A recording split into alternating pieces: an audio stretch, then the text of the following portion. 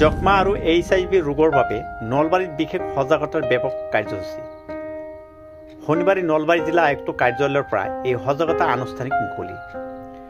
জিলা আয়ুক্ত বৰ্ণালী ডেকাই যক্ষ্মা ৰোগ আৰু HIV ৰোগ ৰোধৰ বাবে 100 দিনীয়া সজাগতা কাৰ্যসূচীটো আজি আনুষ্ঠানিকভাৱে শুভাৰম্ভ কৰে।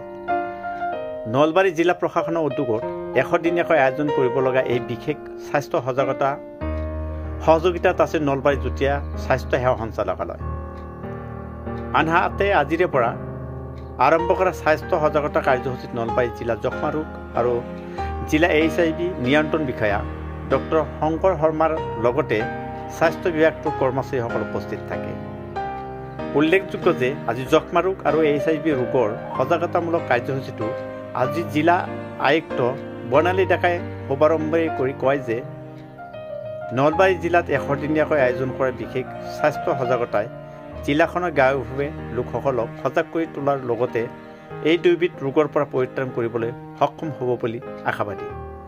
লগতে চৰকাৰে ইতিমধ্যে এনেকুৱা ধৰণৰ ৰোগৰ পৰা ৰক্ষা পোৱাৰ বাবে যথেষ্ট কাম কৰি আহিছে বুলি মন্তব্য কৰে। 100 days of TB কেম্পেইনৰ নলবাৰী জিলা আয়ুক্ত কাৰ্যালয়ৰ পৰা ফ্লেগ অফ কৰা হ'ল, আপোনালোকে দেখিছে।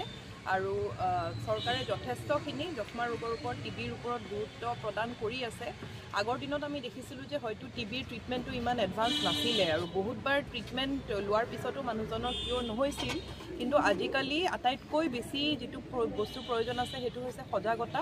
যদি এই ৰোগটোৰ প্ৰতি লোকসকল সজাগ হয় আৰু আমি সেই সজাগতা জিলা প্ৰশাসনৰ পৰা আৰু আমাৰ জিলা শিক্ষা বিভাগৰ পৰা আমি যদি সজাগতাটো বঢ়োৱাত বৃদ্ধি কৰাত একদম যিটো আমাৰ নলবাৰীৰ গাঁৱে ভূঞে এই কথাটো জনোৱাত যদি আমি সক্ষম হওঁ, নিশ্চিতভাৱে এই ৰোগটোৰ পৰা আমি অতি সহজে পৰিত্ৰাণ পাব পাৰোঁ। যিহেতু আজিকালি যিখিনি পদ্ধতি আছে, মেডিকেল জ্ঞানখিনি আছে বা নিউট্ৰিশ্যনেল যিখিনি নলেজ আছে, বহুতখিনি আগবাঢ়িছে।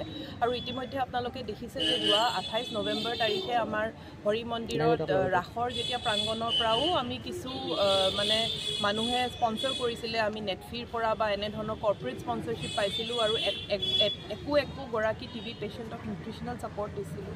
আৰু লগতে দেখা যায় যে এটা ঘৰত এজন লোকৰ যদি যক্ষ্মা ৰোগ হয় তেতিয়া সেই ঘৰখনৰ অন্য লোকসকলৰো ইনফেক্ট হোৱাৰ এটা চান্স বাঢ়ি যায়। আমি প্ৰত্যেকেই যদি অন্তত মনৰ পৰা সংকল্প লওঁ যে আমি এজনক অন্তত এডপ্ট কৰিম বা এখন ঘৰক যদি আমি পাৰোঁ, তেতিয়া নিশ্চিতভাৱে আমাৰ জিলাখনৰ পৰা, আমাৰ ৰাজ্যৰ পৰা আৰু আমাৰ দেশৰ পৰা এই ৰোগটোৰ পৰা আমি মুক্তি পাবলৈ পাৰোঁ। আমাৰ 100 days TB কেম্পেইন গোটেই ভাৰতত আৰম্ভ হৈছে, আজি লঞ্চ কৰা গৈছে। নলবাৰী ডিষ্ট্ৰিক্টতো আমাৰ উপায়ুক্ত মহোদয়া বাইদেউৰ জৰিয়তে আমি 100 days TB কেম্পেইন লঞ্চ কৰা গ'ল। তেখেতে ফ্লেগ অফ কৰিলে আৰু এই কেম্পেইনৰ মেইন অবজেক্টিভ হ'ল আমাৰ TB ডিটেকশ্যন ৰেটটো বঢ়াব লাগে। যিবিলাক আমাৰ ভালনাৰেবল গ্ৰুপ আছে, ভালনাৰেবল গ্ৰুপবিলাকক স্ক্ৰিনিং, টেষ্টিং লগতে ট্ৰিটমেণ্ট দিয়াৰ ব্যৱস্থা কৰিব লাগে। লগতে আমাৰ যিবিলাক TB হৈ যিবিলাক মৃত্যুবৰণ কৰি আছে, সেই যিটো ডেথ ৰেট, সেই TB ডেথ ৰেটটো আমি কমাব লাগিব। এই অবজেক্টিভ আমাৰ এই 100 days TB কেম্পেইনৰ এই এটা অবজেক্টিভ।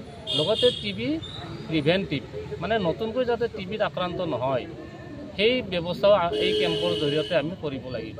কেনেকুৱাকৈ ৰাইজক আচলতে মেইনলি আমাৰ আজিৰ এই প্ৰগ্ৰেমটোৰ জৰিয়তে আমি গাঁৱে ভূঞে গৈ আমাৰ যিবিলাক এটা মেপিং বনোৱা গৈছে, আমাৰ ডিষ্ট্ৰিক্টত 100 days কাৰণে এটা ৰুট মেপ বনোৱা গৈছে। এই ৰুট মেপৰ জৰিয়তে আমি গাঁৱে ভূঞে গৈ আমাৰ এখন নিশ্চয় বাহন থাকিব, গাড়ী এখন থাকিব, তাত অত্যাধুনিক মেচিন ট্ৰুনাট আৰু এক্সৰে মেচিন দুটা থাকিব। তাতে আমি গৈ কমিউনিটি লেভেলত এৱাৰনেছ কৰিব লাগিব।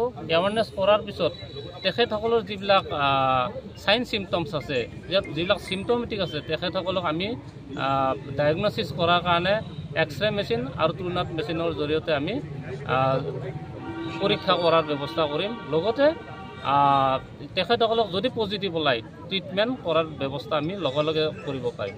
আৰ্লি ডায়েগনচিছ যেতিয়া হ'ব, তেতিয়া আমাৰ TB পেচেণ্টখিনি সোনকালে আৰোগ্য হ'ব আৰু বেলেগক এটাক কৰিব নোৱাৰে।